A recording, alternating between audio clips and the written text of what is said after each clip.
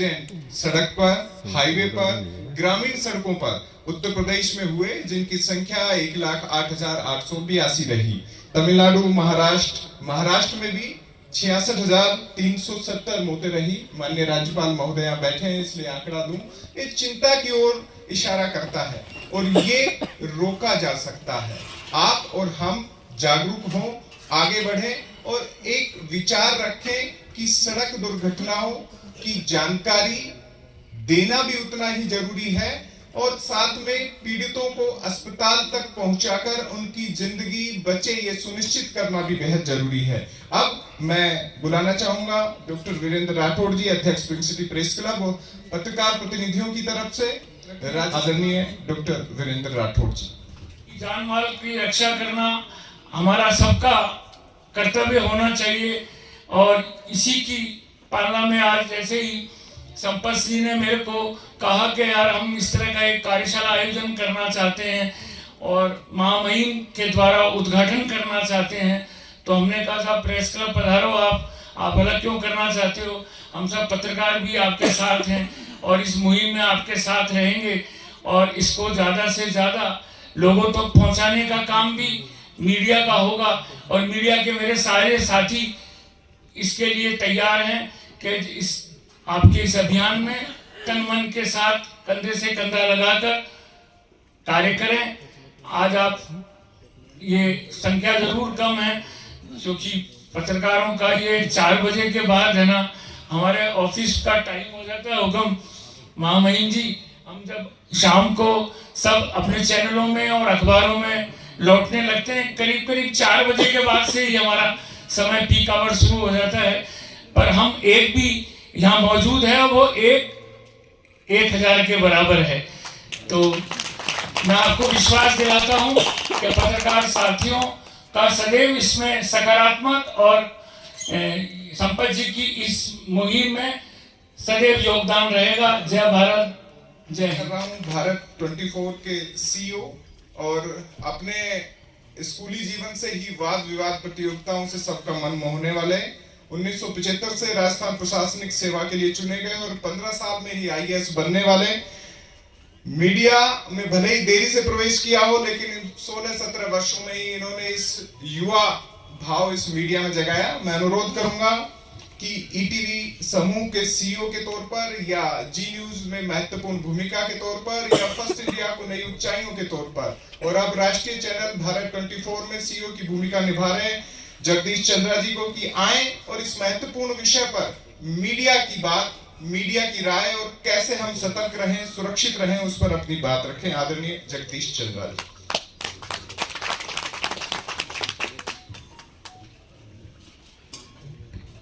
आज के समारोह के मुख्य अतिथि माननीय राज्यपाल महोदय, मैं पत्रकार परिवार अपनी तरफ से आपका हार्दिक स्वागत और अभिनंदन करता हूँ। साथ ही हमारे young and brilliant anchor Ankit Tiwari को भी साधुवाद देता हूँ।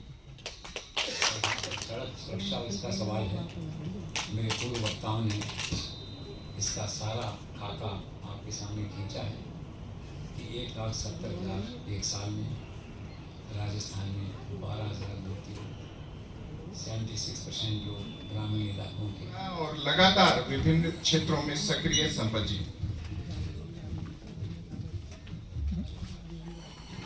नमस्कार, जय हिंद।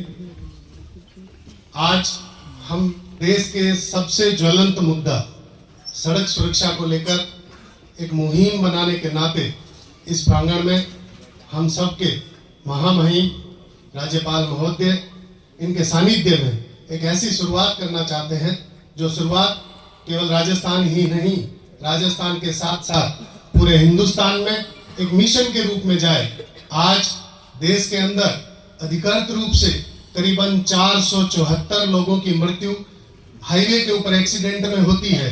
हो सकता है ये आंकड़ा ज्यादा भी हो सकता है, लेकिन इस आंकड़े को कम कैसे किया जाए। पिछले वर्ष राजस्थान में 1,77,000 लोगों की मृत्यु हाईवे के ऊपर एक्सीडेंट में हुई, जिस वजह से इस बार केंद्रीय मंत्री नितिन गडकरी जी ने राजस्थान समेत कई प्रदेशों को पत्र लिखकर कहा कि क्यों ना जनवरी 2025 को नेशनल रोड सेफ्टी मंथ के नाम से मनाया जाए और इसी कड़ी को आगे बढ़ाते हुए पूरे हिंदुस्तान के अंदर एक जन जागृति जो है वो लोगों तक पहुंचाई जाए, लोगों को अवेयर किया जाए कि आखिर क्यों ट्रैफिक व्यवस्था और सड़क सुरक्षा के जितने कायदे हैं उन कायदों के अंदर जागरूक होकर काम करने की जरूरत है। यही जागरूकता जो है वो कहीं ना कहीं इन आंकड़ों को कम कर सकती है। 201वीं लॉ कमेटी की रिपोर्ट कहती है कि वर्तमान के अंदर देश में अगर कोई इस तरह का अकस्मात होता है तो एम्बुलेंस पहुंचने की एवरेज औसतन जो समय सीमा है वो 47 मिनट में एवरेज में पहुंचती है, जिसमें अगर दिल्ली लखनऊ हाईवे को हम बात करें तो 5 से 7 मिनट में एम्बुलेंस पहुंचती है, परंतु नॉर्थ ईस्ट के प्रदेशों में जाएं तो 8 से 9 घंटे एम्बुलेंस पहुंचने में लगते हैं। केंद्रीय मंत्री नितिन गडकरी जी ने कहा है कि क्यों ना इस व्यवस्था को 47 मिनट से घटाकर 15 मिनट किया जाए।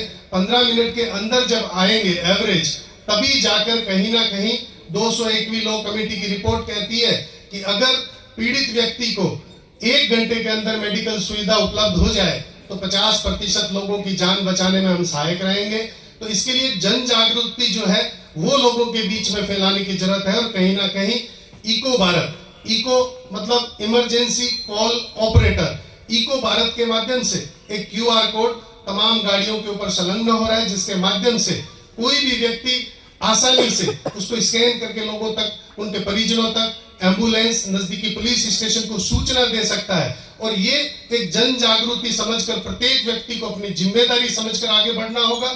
और उसी श्रृंखला में आज SCL फाउंडेशन और प्रेस क्लब जयपुर ने इको भारत के साथ मिलकर राजस्थान से इसकी शुरुआत की है। और हम अभी हाईवे पे 200 किलोमीटर अपना कायदा है, 120 के ऊपर नहीं जाना, और 120 के ऊपर गए तो रिंग बजती, लेकिन हम कहाँ सुनते।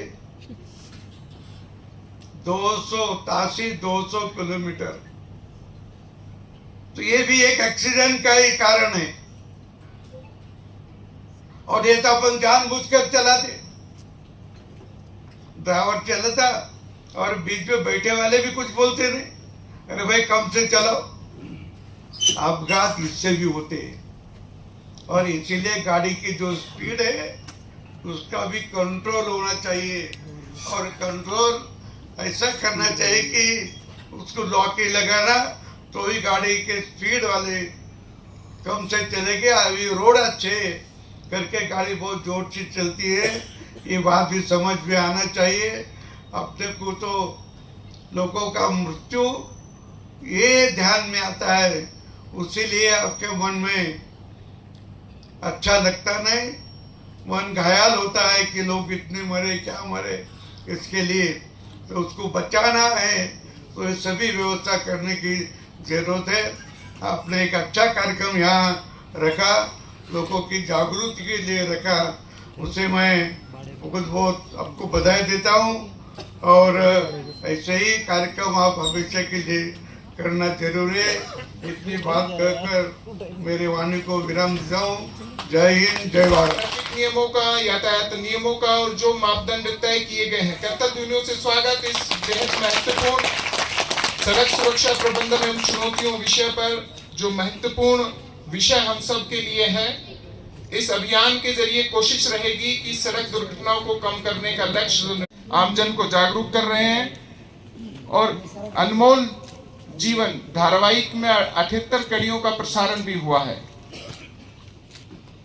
के संस्थापक हैं, राजस्थान मेडिकल एसोसिएशन के अध्यक्ष और इंडियन मेडिकल एसोसिएशन के सचिव हैं, विप्र सेना के राष्ट्रीय अध्यक्ष हैं और सबसे बड़ी बात सहयोगी हाथ इनके रहे हैं। सड़क पर दुर्घटनाग्रस्त पीड़ितों को अस्पताल पहुंचाने का कार्य कर रहे हैं। इनमें प्रमुखता से जानवर, पशु पक्षी और जंगल में रहने वाले हिरन, मोर सहित अन्य जीवों की रक्षा को लेकर क्षेत्र में अद्भुत कार्य कर रहे हैं। महिपाल सिंह राठौर लूटकरन बीकानेर से हैं, स्वागत अभिनंदन इनका। साथ प्रियंक शाह श्री डूंगरगढ़ 51,280 मौतों के साथ पिछले 5 वर्ष में टॉप 10 राज्यों में शुमार है। सबसे ज्यादा एक्सीडेंट सड़क पर, हाईवे पर, ग्रामीण सड़कों पर उत्तर प्रदेश में हुए, जिनकी संख्या 1,08,882 रही। तमिलनाडु, महाराष्ट्र में भी 66,370 मौतें रही। माननीय राज्यपाल महोदया बैठे हैं, इसलिए आंकड़ा दूं, ये चिंता की ओर इशारा करता है और ये रोका जा सकता है। आप और हम जागरूक हों, आगे बढ़ें और एक विचार रखें कि सड़क दुर्घटनाओं की जानकारी देना भी उतना ही जरूरी है और साथ में पीड़ितों को अस्पताल तक पहुंचाकर उनकी जिंदगी बचे ये सुनिश्चित करना भी बेहद जरूरी है। अब मैं बुलाना चाहूंगा डॉक्टर वीरेंद्र राठौड़ जी, अध्यक्ष पिंक सिटी प्रेस क्लब, और पत्रकार प्रतिनिधियों की तरफ से राजस्थान में पत्रकारिता के अपने अनुभव को साझा करते हुए, इस विषय की गंभीरता को समझते हुए अपनी बात रखें। आदरणीय डॉक्टर वीरेंद्र राठौड़ जी।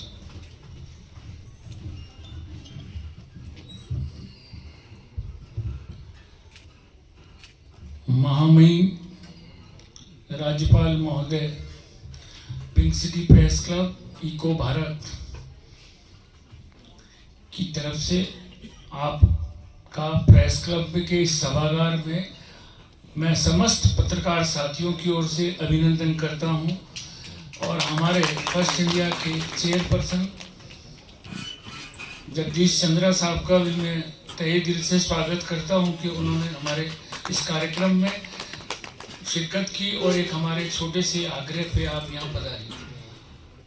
सड़क सुरक्षा प्रबंधन और चुनौतियाँ बहुत ही गंभीर विषय है और अभी अंकित जी बता रहे थे कि जिस तरह से सड़कों पे आए दिन एक्सीडेंट हो रहे हैं और लाखों लोग मौत के शिकार, लाखों, ये मेरे ख्याल में पूरे इंडिया का आंकड़ा होगा। राजस्थान का भी साल में 10 से 11,000 लोग सड़क दुर्घटना में मौत के आगोश में आ जाते हैं। अभी बिल्कुल रिसेंट हमारे अजमेर रोड पे जो हादसा हुआ वो भी सड़क हादसा था। कट में गाड़ी निकली और वो एकदम से ब्लास्ट हुई और बहुत ही जान वहाँ चली गई, जान माल का बहुत नुकसान हुआ। इस अवेयरनेस के लिए हमें सबकी जिम्मेवारी होगी। हमें सरकार या परिवहन विभाग पे निर्भर नहीं होना होगा।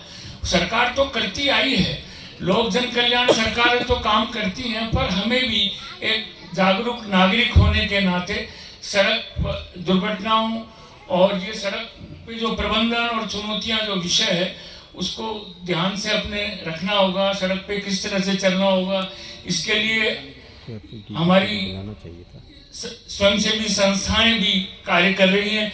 स्कूलों कॉलेजों में कैंप लगाया जाए और नागरिकों को ये तैयार किया जाए कि आपको ट्रैफिक नियम का किस तरह से पालन करना है, सड़क पे किस तरह चलना है।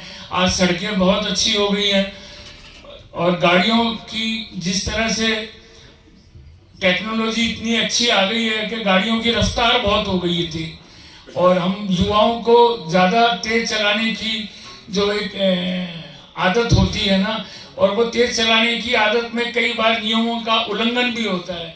तो इस तरह के जगह जगह ब्लॉक स्तर पे, जिला स्तर पे और शहरों में सरकार के साथ स्वयंसेवी संस्थाओं को जुड़कर पुलिस और परिवहन विभाग को भी इसमें साथ लेकर इसके लिए जागरूक अभियान चलाना चाहिए कि किस तरह कम से कम सड़क दुर्घटना हो, लोगों का जीवन जो बिल्कुल सुरक्षित हो। कोई यात्रा पे जा रहा है तो उसके पीछे उसका पूरा परिवार इस आस में रहता है कि समय पे यात्रा पूरी हो, सुरक्षित हो और वापस हमारे ये जो परिवारजन लौटें। इस तरह की ये आम आदमी की धारणा है। और जिस तरह से जयपुर में, आप जयपुर क्या, आप पूरे अखबारों के आंकड़े देख लो, फ्रंट पेज पे या बैक पेज पे बड़ी दुर्घटनाओं का समाचार डेली करीब आता है। तो बड़ी चिंता का विषय है। हमें इन सब का, इस महत्वपूर्ण गंभीर समस्या के लिए सबको एकजुट होके एक आत्मसात करके कि भाई अपने को, सबको ये सबकी ड्यूटी है, सरकार और स्वयंसेवी संस्थानों के साथ मिलकर इस तरह के हम जागरूक अभियान चलाएं और लोगों को अवेयर करें कि किस तरह से हमें सड़क पर चलना है, किस तरह से वाहन चलाना है। और ये मैं समझता हूँ एक बहुत बड़ा पुण्य का काम भी होगा, और क्योंकि जान माल की रक्षा करना हमारा सबका कर्तव्य होना चाहिए।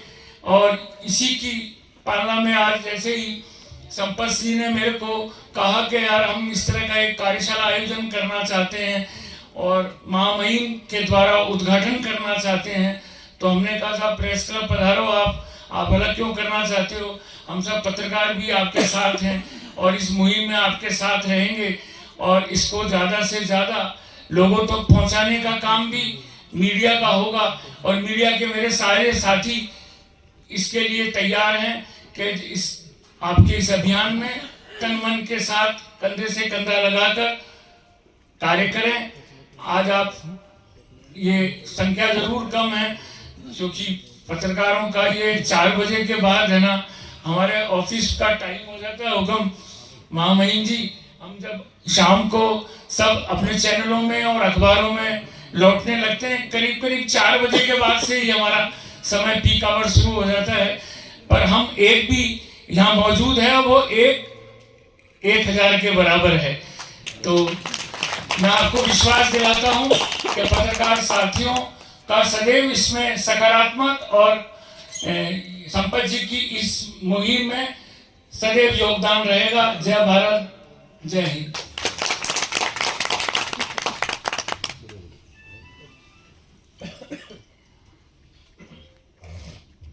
बहुत बहुत आभार डॉक्टर वीरेंद्र राठौड़ जी। एक संतुलन तो पत्रकार भी रखता है, तो सड़क पर क्यों नहीं, क्योंकि आपाधापी रहती है खबर को प्रसारित करने की। और चूंकि जो अगले वक्ता संबोधित करने आ रहे हैं वो तो खबर की रफ्तार के लिए जाने जाते हैं, तो ऐसे में जब खबर की रफ्तार में संतुलन रखा जा रहा है तो सड़क पर क्यों नहीं रखा जाता। तो उम्मीद है तमाम लोग सड़क पर अपने वाहन को संचालित करते हुए भी वही सुरक्षा का भाव रखेंगे, सतर्कता का रखेंगे। और जिस मकसद से हम आयोजन कर रहे हैं सड़क सुरक्षा प्रबंधन उन चुनौतियों का, वो अवसर बेहद महत्वपूर्ण है। और इस अवसर को भुनाते हुए हम उस संकल्प के साथ बढ़ेंगे कि 2025 में ही 2030 का जो डाटा है वो तो भले ही संयुक्त राष्ट्र महासभा ने लिया हो, लेकिन हम अभी से इन सड़क दुर्घटनाओं को कम करने में और जो सड़क दुर्घटना के कारक हैं उनकी पहचान करके संबंधित एजेंसियों को सूचित करने में हमेशा से सक्रिय रहेंगे। अब मैं आमंत्रित कर रहा हूं भारत 24 के सीईओ और अपने स्कूली जीवन से ही वाद विवाद प्रतियोगिताओं से सबका मन मोहने वाले, 1975 से राजस्थान प्रशासनिक सेवा के लिए चुने गए और 15 साल में ही आईएएस बनने वाले, मीडिया में भले ही देरी से प्रवेश किया हो लेकिन 16-17 वर्षों में ही इन्होंने इस युवा भाव इस मीडिया में जगाया। मैं अनुरोध करूंगा कि ईटीवी समूह के सीईओ के तौर पर या जी न्यूज में महत्वपूर्ण भूमिका के तौर पर या फर्स्ट इंडिया को नई ऊंचाइयों के तौर पर और अब राष्ट्रीय चैनल भारत 24 में सीईओ की भूमिका निभा रहे हैं जगदीश चंद्रा जी को कि आए और इस महत्वपूर्ण विषय पर मीडिया की बात, मीडिया की राय और कैसे हम सतर्क रहें, सुरक्षित रहें, उस पर अपनी बात रखें। आदरणीय जगदीश चंद्रा जी।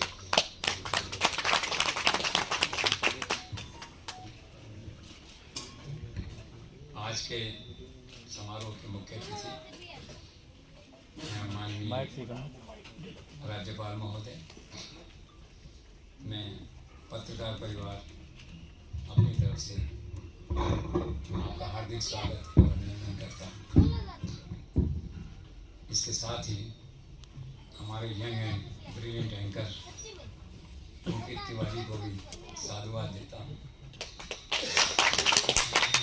बधाई देता हूँ कि एक अलग प्रकार की स्वतंत्र और निष्पक्ष पत्रकारिता वो जयपुर में अपनी वेबसाइट से, अपने ट्विटर से लाते हैं और शहर में काफ़ी इसकी चर्चा रहती है।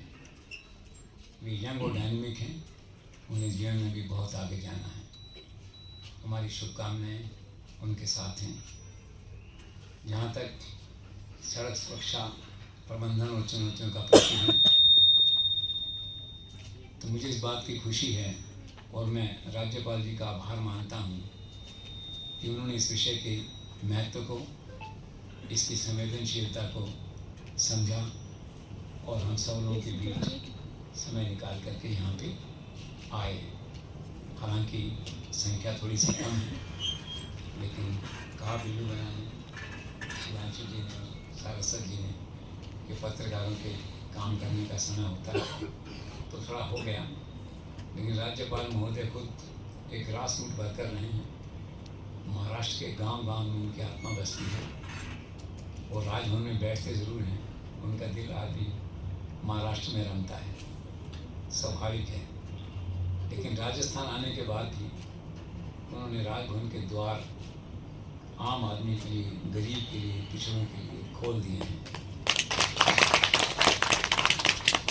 आज राजभवन में कोई भी व्यक्ति बिना किसी अपॉइंटमेंट के जाके मिल सकता है, अपनी बात कह सकता है। और शहर और प्रशासन के जितने संवेदनशील मुद्दे हैं उन सब पर मैं अखबारों में पढ़ता हूँ कि राज्यपाल महोदय ने अपनी पकड़, अपनी सूझबूझ ये सब बना ली है। ऐसा लगता ही नहीं है कि राज्यपाल महोदय केवल 1 वर्ष से 8 महीनों से यहाँ हैं। ऐसा लगता है कि वो 4-5 वर्षों से ही राजस्थान राजभवन में काम कर रहे हैं। तो यह उनके लिए प्रशंसा का विषय है। और जहाँ तक सड़क सुरक्षा इसका सवाल है, मेरे पूर्व वक्ताओं ने इसका सारा खाका आपके सामने खींचा है कि 1,70,000 एक साल में राजस्थान में 12,000 व्यक्ति, 76% लोग ग्रामीण इलाकों के, 80% लोग नौजवान। आप लगातार अपने मीडिया प्लेटफॉर्म्स के जरिए जनता तक ये जानकारी पहुंचाते रहते हैं कि सुरक्षित और व्यवस्थित कैसे रहा जाए। उम्मीद है आगे भी जारी रहेगा। अब एक कड़ी, क्योंकि कुछ देवदूत हमारे बीच में हैं। माननीय राज्यपाल महोदय वो देवदूत जो जीवन बचाने में हमेशा अग्रणी रहे हैं। उन्होंने न केवल मानव को बचाया है, साथ ही जीव को बचाने में भी अपनी भूमिका निभाई है। एक बार वो मंच पर पधारे, उससे पहले सभी के लिए जोरदार तालियां। मैं अनुरोध करूंगा कि हाथों की शक्ति का एहसास हो। और ये जो देवदूत हैं, ये हम सब के लिए प्रेरणा है। इस मंच पर जो बात हो रही है, ये कुछ देवदूतों का सम्मान है। उम्मीद है आने वाले दिनों में तमाम इस मंच के सामने मौजूद सभी अतिथि इस बात को समझेंगे और खुद उस भाव को जागृत कर हर पीड़ित की, दुर्घटना में घायल की और ऐसे परिवारों की जिन्होंने अपने परिवार में इकलौता कमाने वाला खो दिया है, उनकी मदद की और हाथ बढ़ाएंगे और देवदूत कहलाएंगे। इस कड़ी में हम अब प्रारंभ कर रहे हैं वो देवदूत सम्मान की श्रृंखला। और सम्मानित मंच से भी आग्रह है आदरणीय राज्यपाल महोदय हरिभाऊ बागड़े जी, जगदीश चंद्रा जी, सुधांशु जी, सरस्वत जी और राठौड़ साहब की आपकी इजाजत से उनका सम्मान, जिन्होंने अपने जीवन के कुछ क्षण उस कार्य में दे दिए जो केवल और केवल हमारे मानव होने को सार्थक करते हुए नजर आते हैं। इस कड़ी में पहला नाम महेंद्र पाल सिंह राठौड़, लूणकरणसर, बीकानेर से। मेरा अनुरोध मंच पर पधारे महेंद्र पाल सिंह राठौड़। और मेरा कहना यह है कि 2 जो बड़े काम इस 1 साल में राजस्थान में हुए, एक तो आपका राजस्थान इन्वेस्टमेंट कॉन्क्लेव 35 लाख करोड़ की बात हम करते हैं, और दूसरा जो है एक बहुत बड़ा काम ERCP का राजस्थान में हुआ। तो विकसित राजस्थान का जो एजेंडा है उसको आगे बढ़ाने की दिशा में राजस्थान में महत्वपूर्ण कदम उठाए गए हैं। मुझे आशा है कि सड़क परिवहन के क्षेत्र में, सड़क दुर्घटनाओं की रोकथाम के क्षेत्र में भी विकसित राजस्थान के एजेंडा में इस विषय को शामिल किया जाएगा और इसे पूरी प्राथमिकता मिलेगी। जहाँ तक चुनौतियों का प्रश्न है, तो सबसे बड़ी चुनौती अपने आप को सेंसिटाइज करने की है, खास करके नौजवान पीढ़ी को सेंसिटाइज करने की है। सरकार ने काफ़ी कदम उठाए हैं। घायल को अस्पताल तक पहुंचाने के लिए 10,000 रुपये की सहायता की व्यवस्था है, घायलों के फ्री इलाज की व्यवस्था है, स्कूलों में ट्रेनिंग की व्यवस्था है। और ये काम केवल सरकार के बूते नहीं है, इसमें जन सहयोग चाहिए, जनता का सहयोग चाहिए। कम्यूटर्स जो हैं, जो गाड़ी चलाते हैं, वाहन चलाते हैं, उनका सहयोग चाहिए। और वाहनों की संख्या इतनी बढ़ गई है और ट्रैफिक जाम की स्थिति आप देखते हैं। तो इन सब घटनाओं को कुल मिलाकर कहने का तात्पर्य यह है कि हम सड़क दुर्घटनाओं की रोकथाम के लिए केवल सरकार की तरफ नहीं देखें, हम समाज की तरफ देखें, युवा पीढ़ी की तरफ देखें, अपनी तरफ देखें और हर नागरिक का एक कर्तव्य है तो इस प्रकार का माहौल जो है हम बनाने की कोशिश करें। तो बस इन्हीं शब्दों के साथ एक बार माधव साहब पर धन्यवाद और राज्यपाल का एक बार फिर से हार्दिक अभिनंदन। Thank you. और लगातार विभिन्न क्षेत्रों में सक्रिय संपत जी। नमस्कार, जय हिंद। आज हम देश के सबसे ज्वलंत मुद्दा सड़क सुरक्षा को लेकर एक मुहिम बनाने के नाते इस प्रांगण में हम सबके महामहिम राज्यपाल महोदय इनके सानिध्य में एक ऐसी शुरुआत करना चाहते हैं जो शुरुआत केवल राजस्थान ही नहीं, राजस्थान के साथ साथ पूरे हिंदुस्तान में एक मिशन के रूप में जाए। आज देश के अंदर अधिकृत रूप से करीबन 474 लोगों की मृत्यु हाईवे के ऊपर एक्सीडेंट में होती है। हो सकता है ये आंकड़ा ज्यादा भी हो सकता है, लेकिन इस आंकड़े को कम कैसे किया जाए। पिछले वर्ष राजस्थान में 1,77,000 लोगों की मृत्यु हाईवे के ऊपर एक्सीडेंट में हुई, जिस वजह से इस बार केंद्रीय मंत्री नितिन गडकरी जी ने राजस्थान समेत कई प्रदेशों को पत्र लिखकर कहा कि क्यों ना जनवरी 2025 को नेशनल रोड सेफ्टी मंथ के नाम से मनाया जाए और इसी कड़ी को आगे बढ़ाते हुए पूरे हिंदुस्तान के अंदर एक जन जागृति जो है वो लोगों तक पहुंचाई जाए, लोगों को अवेयर किया जाए कि आखिर क्यों ट्रैफिक व्यवस्था और सड़क सुरक्षा के जितने कायदे हैं उन कायदों के अंदर जागरूक होकर काम करने की जरूरत है। यही जागरूकता जो है वो कहीं ना कहीं इन आंकड़ों को कम कर सकती है। 201वीं लॉ कमेटी की रिपोर्ट कहती है कि वर्तमान के अंदर देश में अगर कोई इस तरह का अकस्मात होता है तो एम्बुलेंस पहुंचने की एवरेज औसतन जो समय सीमा है वो 47 मिनट में एवरेज में पहुंचती है, जिसमें अगर दिल्ली लखनऊ हाईवे को हम बात करें तो 5 से 7 मिनट में एम्बुलेंस पहुंचती है, परंतु नॉर्थ ईस्ट के प्रदेशों में जाएं तो 8 से 9 घंटे एम्बुलेंस पहुंचने में लगते हैं। केंद्रीय मंत्री नितिन गडकरी जी ने कहा है कि क्यों ना इस व्यवस्था को 47 मिनट से घटाकर 15 मिनट किया जाए। 15 मिनट के अंदर जब आएंगे एवरेज, तभी जाकर कहीं ना कहीं 201वीं लॉ कमेटी की रिपोर्ट कहती है कि अगर पीड़ित व्यक्ति को 1 घंटे के अंदर मेडिकल सुविधा उपलब्ध हो जाए तो 50% लोगों की जान बचाने में हम सहायक रहेंगे। तो इसके लिए जन जागृति जो है वो लोगों के बीच में फैलाने की जरूरत है और कहीं ना कहीं इको भारत, इको मतलब emergency call operator, eco Bharat के माध्यम से एक QR कोड तमाम गाड़ियों के ऊपर संलग्न हो रहा है, जिसके माध्यम से कोई भी व्यक्ति आसानी से उसको स्कैन करके लोगों तक, उनके परिजनों तक, एम्बुलेंस, नजदीकी पुलिस स्टेशन को सूचना दे सकता है। और ये